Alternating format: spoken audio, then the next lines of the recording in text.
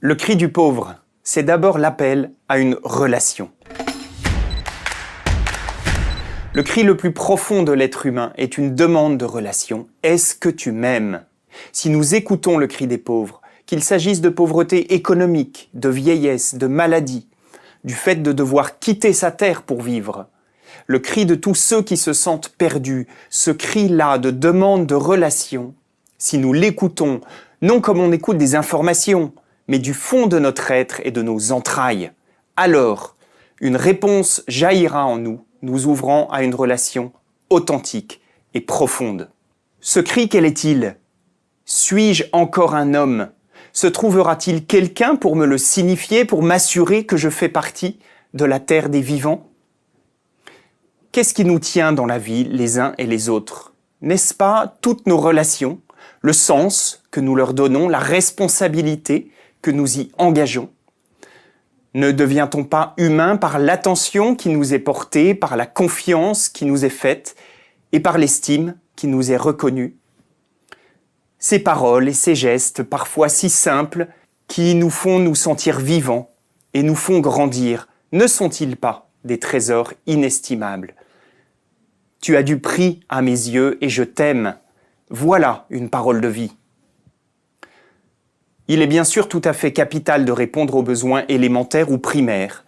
Les satisfaire est indispensable pour vivre biologiquement, mais l'humain est plus que cela. Ses besoins sont premiers, mais ils ne sont pas primordiaux. C'est le constat qu'ont fait Colette et Michel, un couple qui a choisi de partager librement la vie dans la rue des sans-domicile. Je les cite. « Prenons le cas de la nourriture. Absorber des aliments entretient la force physique. Mais ce qui nourrit l'esprit et le cœur, n'est-ce pas de partager ces mêmes aliments au cours d'un repas familial ou amical, repas qui sera un échange? Nous sommes toujours plus ébranlés par le dénuement matériel des pauvres que par leur détresse existentielle.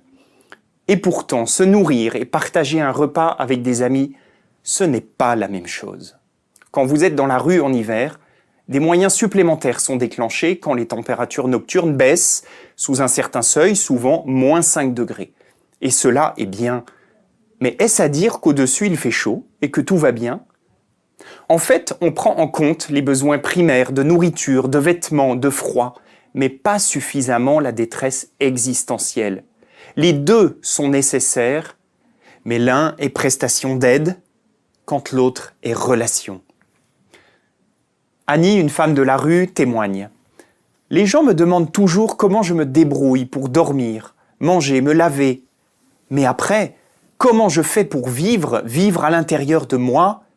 Ça, franchement, ça ne les intéresse pas. » J'ai travaillé auparavant pour l'Ordre de Malte, et lors d'une maraude avec les bénévoles, une personne de la rue nous dit « Ah ben, vous ne faites pas que distribuer des sacs avec les sandwichs, mais vous vous arrêtez pour nous. » Oui, prendre le temps de la relation, tel est le mot d'ordre de ces maraudeurs.